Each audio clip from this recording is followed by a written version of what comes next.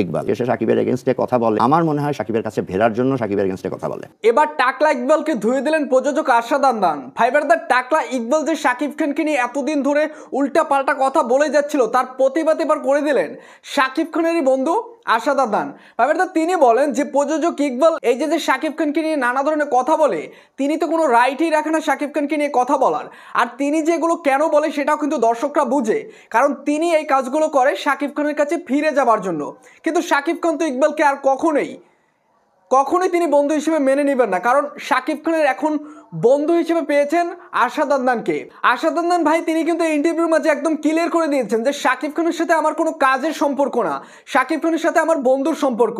তো এটা থেকে আমরা বুঝতে পারি যে শাকিব খানের এখন ভালো বন্ধু হিসেবে আরশাদ আদনানই পাশে আছেন, আর ইকবাল শুধু সমালোচনা করে যায়।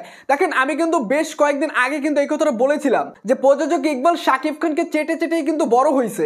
আরশাদ আদনান ভাই তিনিও কিন্তু সেই একই কথা বলছে যে ইকবাল কোথায় ছিল সেটা কিন্তু আমরা জানি।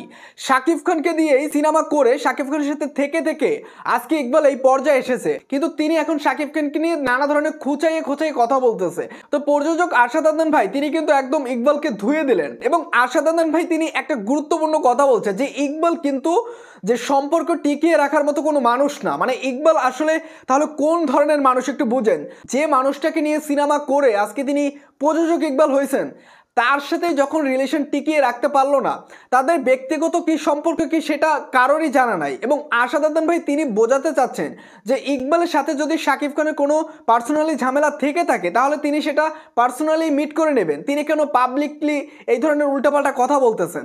তো এখানে বোঝাই যাইতেছে যে আরশাদ আদনান ভাই শাকিব খানের হয়ে কাউন্টারটা মেরে দিলেন, এবং প্রযোজক ইকবাল সাহেবের যদি ন্যূনতম জ্ঞান থাকে তাহলে হয়তো বা পরবর্তীতে এই কথার পরে শাকিব খানকে নিয়ে আর কোনো ধরনের খোঁজাখুঁজি করবেন না। তো ভাই ব্রাদার, প্রযোজক আরশাদ আদনান ভাই তিনি যে কথাটা বলেছেন প্রযোজক ইকবালকে নিয়ে, এই বিষয়ে আসলে আপনাদের কি মন্তব্য হচ্ছে অবশ্যই কমেন্ট করে জানিয়ে দেবেন।